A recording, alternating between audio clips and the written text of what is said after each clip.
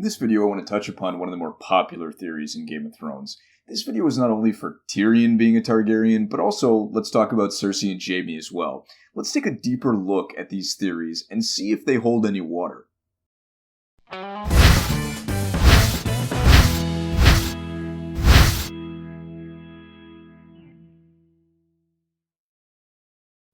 The evidence that people use to say that Tyrion is a Targaryen are his dragon dreams, his looks, and the fact that the king took a liking to Tyrion's mom, and there are clues he might have actually done something about that liking. We also hear a lot about the three heads of the dragon, and some people believe that it's Tyrion, Jon, and Dany. Because I touched on it in a previous video, I want to start with Tywin and the Mad King's relationship, which is at the heart of all of these theories. As children, they were good friends, even though they had very different personalities. One was boring and calculated and quiet, and the other was a person who loved people, music, was charismatic and generous. I'll let you guys go ahead and guess which is which. Anyway, the Mad King became king. He brought his good friend Tywin on to be his hand, and Tywin was a great hand. He settled the crown's debts from his own pocket, he increased trade, and helped better the realm. But the Mad King didn't see it that way. Here was a man that wanted all the credit, wanted people to see him as the wise king. But it was Tywin in the end who got that credit. Now, people might not have actually liked Tywin, but they saw him as the wise one. And so a rift began to open between Tywin and the Mad King, and with time, this rift grew bigger and bigger. One of the incidents that opened that rift even wider was Tywin getting married to a woman the Mad King used to have feelings for. Now, in my opinion, the Mad King was not in love with Tywin's wife, Joanna. He was described as a man who had a lot of women but got tired of them quickly. I believe it was more of a case of wanting something you can't have. Now, on Tywin's wedding day, there are theories that the Mad King might have forced himself upon Joanna, but I believe that in the worst case, he might have touched her a little bit. People would have noticed if something more serious had happened. Something like this couldn't happen on Tywin's wedding day without anyone noticing, and if people had noticed such a thing, Tywin would not have stayed quiet. While I'm willing to say it's possible that something may have happened and Tywin found out about it, but said nothing, that's only possible if no one else knew. And this is because if there's one thing we know about Tywin, it's that when it comes to his family's name and honor and reputation, not even a king could stop him from taking revenge. A little while later, Joanna left King's Landing, and a few years later had Jaime and Cersei. Then Tywin left to be with his wife, and the king decided to go with him. You have to understand that the king did not have a happy marriage. He was forced to marry his sister, a marriage neither of them wanted. And not only that, she couldn't have many kids, which was very important to the king and his image. And though they were friends, the king began to be envious of Tywin. After all, the king is the one who's supposed to have the perfect life. Now when they went to Casterly Rock, he saw Tywin was in a happy marriage. He had 2 healthy twins, and not only that, he was the one who was getting credit for running the kingdom. This is, in my opinion, why he did not let Tywin quit his hand. Even though he stopped listening to him, he wanted Tywin to suffer with him. Now Tywin, to his credit, tried to do the best that he could even with the king working against him. And it's not like he didn't have the motivation to do so. He wanted to cement his family's legacy by wedding his kids to the king's kids. From what we know, this was his goal. But by the time Cersei was old enough to make such a proposal, their relationship was broken, and the Mad King said no, because Tywin was his servant, and his son would not marry someone beneath his station. Tywin did not give up so easily, however. He kept trying. He tried to persevere through the mocking, and not just from the Mad King, from the other lords who wanted the Mad King to like them. The last time Joanna came to King's Landing was a year before her death and the birth of Tyrion. When the king saw her, he openly mocked her, and Tywin tried to quit the next day. Now, the people who believe that Tyrion is a Targaryen, they believe that Tywin tried to quit because his wife was assaulted, not because she was mocked. Then Tyrion was born, and Tywin heard that the king thought this would bring him some humility, having a dwarf for a son. All the remaining affection that he had for the king from when they were friends was now gone. The next big event was the Defiance of Duskendale. I've talked about this event in my previous video, but in a nutshell, the king was kidnapped for half a year, and he blamed Tywin for letting him rot in the cell. From this point on, they would not even meet unless they truly had to.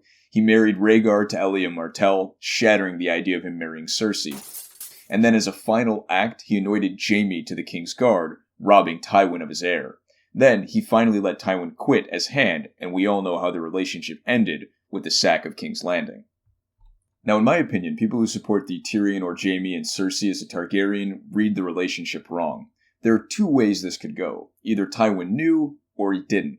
Let's say he didn't know. This means that Joanna and the Mad King were in love, because there's no other option. The idea that Tywin wouldn't know about his wife being assaulted doesn't make any sense. There's also no real proof for the idea. There's proof that he had a thing for her, but Tywin and Joanna had a happy marriage. There's no evidence that Joanna reciprocated his affection in any way.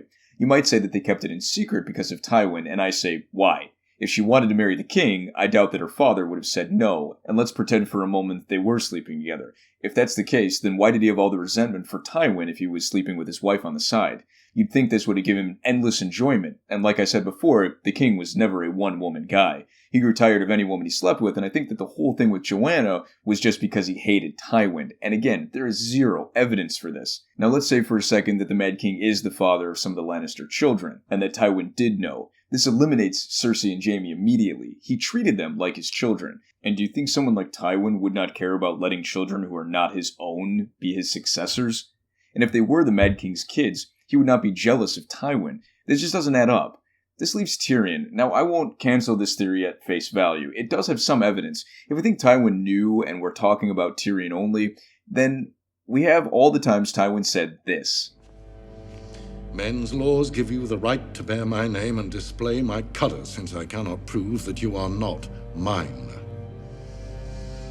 When have you ever done something that wasn't in your interest, but solely for the benefit of the family? The day that you were born.